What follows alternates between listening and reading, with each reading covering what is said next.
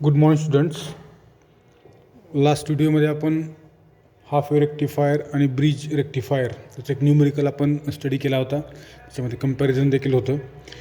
त्याच्यानंतर आपण फिल्टर्स काय आहेत किंवा फिल्टर सर्किट जे आपण स्टडी करणार आहोत. मी तुम्हाला सांगितलं होतं त्याच्यामध्ये 3 टाईप्स आहेत. एक कॅपॅसिटर फिल्टर आहे, इंडक्टर फिल्टर आहे आणि एल-सी फिल्टर किंवा एल टाईप ऑर पाय टाईप फिल्टर ज्याला म्हणतो आपण.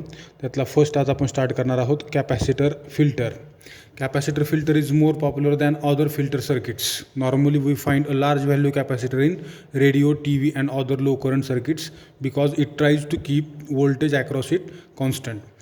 कॅपॅसिटर फिल्टर जे आहे ते जनरली अशा सर्किटमध्ये यूज केलं जातं ज्या सर्किटमध्ये लो करंट म्हणजे करंटची व्हॅल्यू जी आहे ती खूप कमी आहे किंवा असे काही सर्किट्स आहेत जसं की रेडिओचं सर्किट असेल, टी व्ही सर्किट असेल ज्याच्यामध्ये आपल्याला खूप कमी करंट लागतो. अशा सर्किटमध्ये कॅपॅसिटर फिल्टर यूज केलं जातं. कारण कॅपॅसिटर फिल्टर हे असं आहे की ते लो करंटमुळं त्या ठिकाणी जेवढं लागणारं व्होल्टेज आहे तेवढंच व्होल्टेज ते काय करू शकतं, कॉन्स्टंट ठेवू शकते किंवा मेंटेन करू शकते. And this filter circuit is known as shunt capacitor filter. Shunt capacitor filter का म्हणलेलं आहे because it is connected in parallel or in shunt with rectifier. रेक्टिफायरसोबत कॅपॅसिटर फिल्टर हे पॅरललमध्ये कनेक्ट केलेलं आहे. आणि शंटचा मिनिंग काय होतो, शंट म्हणजे काय तर थोडक्यात डॅमेज न करू देता large amount of current bypass करणारा त्याला म्हणतो आपण शंट. बरोबर आहे, शंट कॅपॅसिटर फिल्टर असं म्हणतो. आता त्याची वर्किंग काय आहे बघू आपण. इथं आपल्याला दिसत आहे शंट कॅपॅसिटर फिल्टरची ही एक डायग्राम आहे, ब्लॉक डायग्राम. त्याच्यामध्ये आपल्याला ते सर्किट कशा प्रकारचं असेल किंवा शंट कॅपॅसिटर फिल्टर कसा असतो हे त्यांनी दाखवलेलं आहे. हे डायग्राम एक्सप्लेन करण्यासाठी आपल्याला वर्किंग अगोदर स्टडी करावं लागेल, त्यावेळेस आपल्याला हे डायग्राम समजून येईल. बघा, काय म्हणलं as shown in figure output of the rectifier is pulsating DC. बरोबर आहे.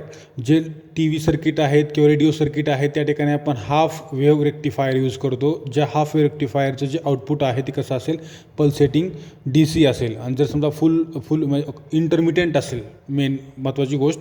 आणि जर समजा ते आपण त्या ठिकाणी फुल रेक्टिफायर यूज केला असेल, इथं आपल्याला दिसतं की 2 डायोड्स आहेत. एक डायोड D1, दुसरा डायोड D2. म्हणजे याचा अर्थ हे जे सर्किट आहे हा तुमचा पाठीमाग काय आहे 230 वोल्ट AC सप्लाय आहे, पॉवर सप्लाय. नंतर ट्रान्सफॉर्मर यूज केलेला आहे. ट्रान्सफॉर्मर कुठला आहे तर सेंटर टॅप ट्रान्सफॉर्मर आहे. आणि आपल्याला माहिती आहे सेंटर टॅप ट्रान्सफॉर्मर हा कुठे यूज केला जातो, फुल वेव्ह रेक्टिफायरमध्ये यूज केला जातो. मग आता या ठिकाणी 2 डायोड्स आहेत D1 आणि D2 म्हणजे हा फुल वेव्ह रेक्टिफायर आहे. बरोबर आहे. त्याच्यानंतर पुढच्या बाजूला हा कॅपॅसिटर दिसतो आहे आपल्याला. म्हणजे हे शंट कॅपॅसिटर फिल्टर असल्यामुळं इथं पुढच्या बाजूला कॅपॅसिटर कनेक्ट केलेला आहे. मग इथं काय म्हणले त्यांनी की जे आउटपुट मिळणार आहे रेक्टिफायरचं इथं आपल्याला ते आउटपुट कसं असेल, पल्सेटिंग DC असेल. बरोबर आहे. And it is applied to capacitor. आणि ते कुठं अप्लाय केलेलं आहे तर कॅपॅसिटरला अप्लाय केलं आहे. दाखवलं आपल्याला इथं कॅपॅसिटरला ते अप्लाय केलेलं आहे. Load resistance RL is connected across the capacitor. आणि कॅपॅसिटरच्या अक्रॉस जो लोड रेजिस्टन्स कनेक्ट केलेला आहे याच्या अक्रॉस आपल्याला आउटपुट व्होल्टेज भेटणार आहे. The capacitor has a tendency to charge up to peak voltage and discharge when input is less than peak voltage. कॅपॅसिटरमध्ये एक टेंडन्सी आहे जे कंटिन्युअसली चार्जिंग डिस्चार्जिंग त्याच्यामध्ये होत राहते. तसं या ठिकाणी कॅपॅसिटरमध्ये एक टेंडन्सी काय सांगितली की हा चार्ज करतो त्या कॅपॅसिटरला कुठपर्यंत, up to peak voltage. Peak value जी आहे त्याची तिथपर्यंत हा चार्ज करेल. आणि देन त्यांनी काय म्हणले, डिस्चार्ज व्हेन इनपुट इज लेस. म्हणजे इनपुट ज्यावेळेस लेस असेल त्यावेळेस काय करेल तो पीक व्होल्टेज तो काय करेल, डिस्चार्ज होईल when input is less than peak voltage. बरोबर आहे. आणि ज्यावेळेस पीक व्होल्टेजपेक्षा देखील किंवा इनपुट व्होल्टेज जे आहे ते पीक व्होल्टेजपेक्षा कमी असेल त्यावेळेस कॅपॅसिटर काय होतो, डिस्चार्ज होतो. ही त्याच्यामध्ये त्याच्यामध्ये प्रोसिजर कंटिन्युअस चालत राहते, charging and discharging. The capacitor is charge through the rectifier and it is discharges through load resistance RL. हा कशा थ्रू चार्ज होतो तर रेक्टिफायर थ्रू चार्ज होतो. आणि डिस्चार्ज कशा थ्रू होतो तर लोड रेजिस्टन्स थ्रू डिस्चार्ज होतो. The rate of discharge depends upon RC time constant. RC म्हणजे काय, R म्हणजे रेजिस्टन्स, C म्हणजे कॅपॅसिटर. RC याला म्हणलेलं आहे RC time constant. And it is given by T is equal to RL into C. Normally discharging is made slow. त्या ठिकाणी discharging जी आहे ती कशी आहे, स्लो आहे. When the rectifier voltage increases from 0 to peak voltage the capacitor immediately charge to peak voltage. आता याच्यात दाखवलं त्यांनी आपल्याला की फिगर रेफर करा म्हणले कुठली, as shown it is shown by part A to B दाखवले आपल्याला. हा पीक व्होल्टेजला जसं जसं आता इनपुट जे आहे आपलं कसं असेल सायनासॉइडल अपर हाफ, बरोबर आहे. तर त्यावेळेस व्होल्टेज कसं व्हॅरी होईल 0 टू पीक, बरोबर आहे. म्हणजे काय म्हणलं, when rectifier voltage increases from 0 to peak voltage the capacitor immediately charged to peak, म्हणजे पीक व्होल्टेजपर्यंत कॅपॅसिटर काय होईल तर चार्ज होईल. नंतर when the rectifier voltage from peak to 0 during this period the capacitor discharges through RL. आणि part जो आहे B2C जो आपण काय केलं या ठिकाणी B2C हा पार्ट म्हणजे आता ॲक्च्युअल जे इनपुट आहे ते असं असेल, इथं डॉटेड लाईन दाखवलेलं आहे, हे इनपुट आहे जे कसं आहे आता पीक टू 0 असं ते व्हॅरी होणार आहे. तर त्यावेळेस कॅपॅसिटर कसा डिस्चार्ज होईल लोड रेजिस्टन्स थ्रू, असा दाखवल्याप्रमाणे इथं ग्राफ दाखवला आपल्याला B2C या प्रकारे कॅपॅसिटर काय होईल डिस्चार्ज होईल थ्रू लोड रेजिस्टन्स, बरोबर आहे. पुढे बघा, it discharges slowly then again when the voltage across rectifier goes up to peak voltage as it is shown by part C to D. परत इथं आपल्याला दिसते की डॉटेड लाईननं व्होल्टेज परत कसं होणार आहे 0 टू पीक असं व्हॅरी होणार आहे. त्यावेळेस इथं डॉटेड लाईननं जे आउटपुट किंवा रेक्टिफायरनं या फिल्टर सर्किटनं दिलेलं आउटपुट कसं असेल इथं दाखवलं ॲक्च्युअल ग्राफ, जो डार्क लाईननं आहे तो कसा आहे C टू D, त्या प्रकारे तिथं आउटपुट असेल. दस effective voltage across filter is DC with minimum ripple. आता हा जो ग्राफ बघितला आपण, हा डॉटेड लाईन दाखवला, याच्यामध्ये जो रिपल आहे तो ॲज कम्पेअर टू हा ॲक्च्युअल ग्राफ, याच्यामध्ये रिपल कसा आहे कमी आहे. आणि हे कोण प्रोव्हाइड केलं आपल्याला तर शंट कॅपॅसिटर फिल्टरनं हे प्रोव्हाइड केलं किंवा त्याच्यामुळे हे पॉसिबल आहे. म्हणून काय म्हणलं, दस effective voltage across filter is DC with minimum ripple and refer figure it is almost constant DC. आणि हा जवळपास कसा आहे कॉन्स्टंट DC आहे, म्हणजे एवढ्याच रेंजमध्ये त्या ठिकाणी व्होल्टेज व्हॅरी होत आहे. त्याच्यामुळे हे इफेक्टिव्ह आउटपुट आहे जे कसं आहे कॉन्स्टंट. अशा प्रकारे आपला शंट कॅपॅसिटर फिल्टर काय करतो वर्किंग करतो. आता याच्यामध्ये जे ॲडव्हान्टेजेस काय काय आहेत बघा. ॲडव्हान्टेजेसमध्ये फर्स्ट ॲडव्हान्टेज काय आहे, दिस simple condenser filter reduces the percentage ripple from 48% to 5%. आता हे जे काय फिल्टर आहे यूज केलेलं, हे काय करते, जे पर्सेंटेज रिपल आहे जे ॲक्च्युअल फुली रेक्टिफायरचं किती आहे 48% आहे, तर त्या 48% रिपल फॅक्टरला हा काय करतो फक्त 5%मध्ये काय करतो फिल्टर करतो किंवा रिड्यूस करतो. त्याची जी रिपल फ्रिक्वेन्सी आहे ती काय केली त्या ठिकाणी कमी केली. फक्त एवढ्याच रिजनमध्ये आता रिपल आहे, ॲक्च्युअल रिजन कसा होता एवढा, म्हणजे 48% होतं त्याला त्याने काय केलं रिड्यूस करून फक्त 5% केलं. सेकंड आहे, this filter is suitable for low current and high voltage circuits.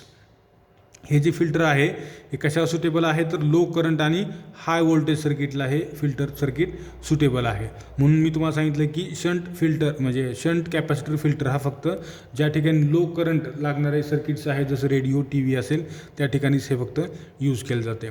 Third काय सांगितले, low cost and size of the circuit is small as compared to inductor filter. आणखीन एक फिल्टरचा टाईप आहे इंडक्टर फिल्टर जो आपण याच्यात बघणार आहोत.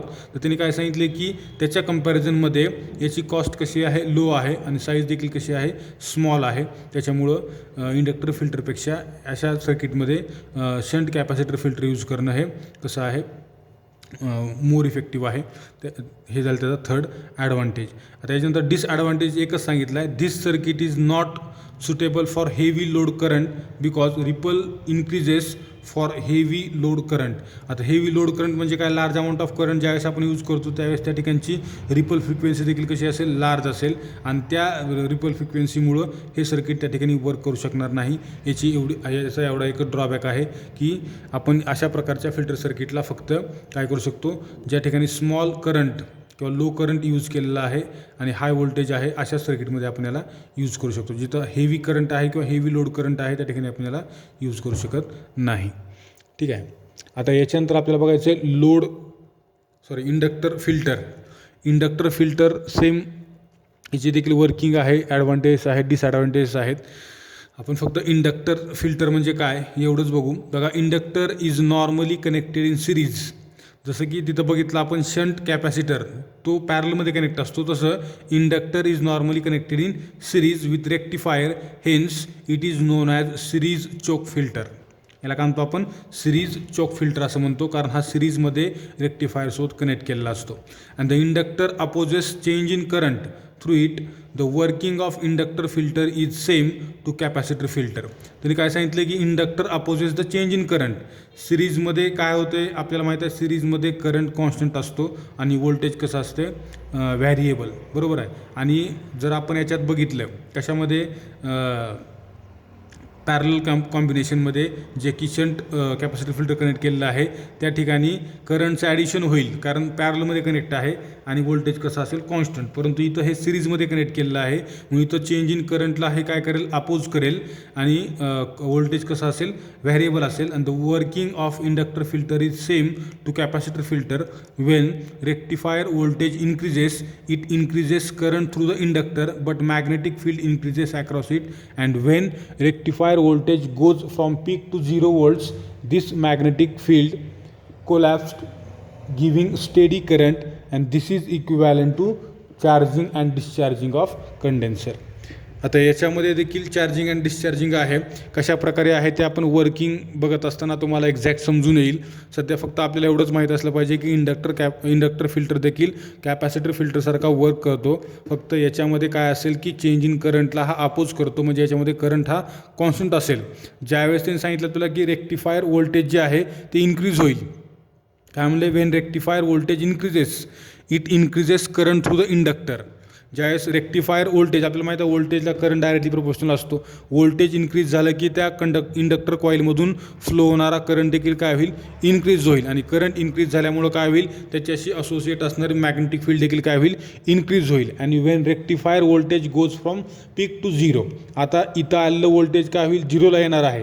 त्यावेळेस काय होईल की मॅग्नेटिक फील्ड जी आहे ती कोलॅप्स होईल आणि एक स्टेडी करंट आपल्याला त्या ठिकाणी काय करेल सप्लाय करेल. And this is equivalent to charging and discharging of condenser. आणि तेच कसं असेल चार्जिंग डिस्चार्जिंग जसं कॅपॅसिटरमध्ये होते सेम तसंच या ठिकाणी देखील होताना बघायला मिळेल आपल्याला. ठीक आहे, आता याचं वर्किंग काय आहे ॲडव्हान्टेजेस डिसॲडव्हान्टेजेस काय आहेत ते आपण नेक्स्ट लेक्चरला बघू. या ठिकाणी थांबू आपण. थँक्यू.